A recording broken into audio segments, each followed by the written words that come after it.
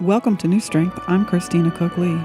New Strength is a daily devotional offering hope and encouragement to people who are trying to get and stay free from depression and or dependency. I would encourage you to read along with me. If you're viewing directly on YouTube, check the description area below the screen for instructions on how you can. Thanks for joining me. Our topic is waiting on God. The focus, the beauty and value of being in a broken state. The scripture, 2 Corinthians chapter 4, verses 17 through 18 from the New International Version of the Bible. For our light and momentary troubles are achieving for us an eternal glory that far outweighs them all. So we fix our eyes not on what is seen, but on what is unseen, since what is seen is temporary, but what is unseen is eternal. Hardly anyone wants to be broken. What value could there be in having your heart torn apart or your dreams shattered? What is there to appreciate when you're in that condition? In the middle of a crisis, the only thing people can think about is surviving. A normal mind would be focused on just getting through it, not thinking what is great about this awful moment in time. Practically nobody wants a period of darkness or depression to last.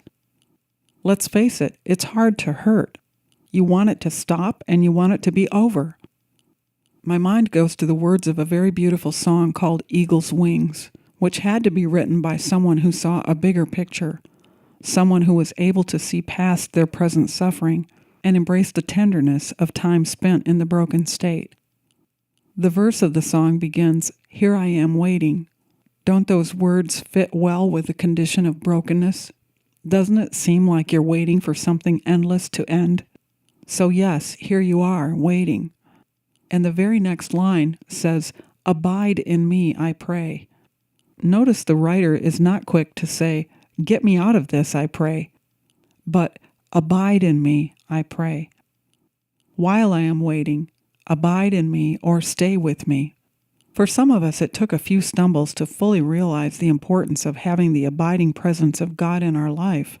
When a person is first starting out, they never seem to know how weak they actually are. Most people have the attitude in their youth and young adulthood that they can do anything. But after several failures, some might begin to know they need God.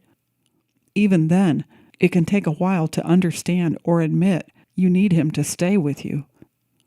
For a while, you call on Him in an emergency. He bails you out, and you get back to your own life until the next emergency. This cycle can go on indefinitely. God is very patient and kind, and He continues to come when you call. Let's get back to the song. The next words say, "Here I am longing for you." No doubt, the pit of desperation is lonely. If you are in a place of longing, at the bottom of a dark hole, you know the only one who is really there for you is God. Moving on with the lyrics, "Hide me in your love."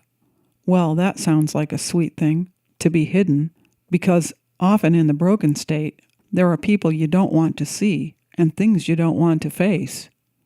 So being able to hide sounds good. The next line is the clincher, "Bring me to my knees." Let's pause and think about the gravity of that statement. Bring me to my knees? You might think, what fool would say that? It's hard to imagine wanting to be brought to your knees in a place of true submission and surrender. What does it take for a person to desire something like that? Usually brokenness. But who wants to be broken? The last line of the verse says, "May I know Jesus more and more." Well, there you have it. The writer of the song had come to embrace the revelation that being brought to their knees, or broken, is the place where they would know Jesus better. They realized that being in the broken state is a precious place near to the heart of God. As David is talking to God in Psalm 51, he said, "A broken and contrite heart you will not despise." At the place of brokenness, you have to be carried by your shepherd. You can't walk on your own. So you need Him to pick you up and hold you in His arms. Your legs won't stand, and you have no strength to walk. So He has to do it for you. He doesn't mind. He loves holding you. When you're not broken, you tend to be on the run a lot. You don't have as much of a sense of need when your life is going along okay.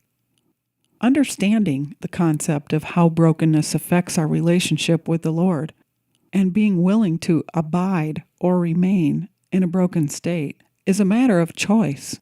And being willing to abide or remain in a broken state as a matter of choice takes some meekness. The only way you can approach such a thing is with a cautious reverence. What you're telling God is, go ahead and do what you have to do to keep me on my knees. When we surrender our mind, will, and emotions to God and ask Him to use us, He has to get us into a form that will fit His purpose. The shape He likes quite well is that of people who are on their knees. The shape of a person who has come to the point of knowledge that it is not their will, but His that is best. But even more than that, a person who is not in a hurry to get off their knees, someone who might just want to stay there and wait, because they have come to understand and appreciate that on their knees is where they will know Jesus more and more. Declaration: I will find new strength by embracing the beauty and value of waiting in the broken state, knowing that this is where I will be closest to the heart of God and truly get to know Jesus intimately. Thanks for taking the time to listen. I would really appreciate it if you would like this segment, and if you wouldn't mind, please share it with someone else who might also benefit from it. And if you haven't already, subscribe to the New Strength Devotional channel on YouTube or on WordPress, and then a link will come to you every day in your email with a segment like this. And if you're already a subscriber, I'll look forward to meeting with you again tomorrow. My prayer is that you will find new strength day by day and endless blessings. I'm Christina Cook Lee.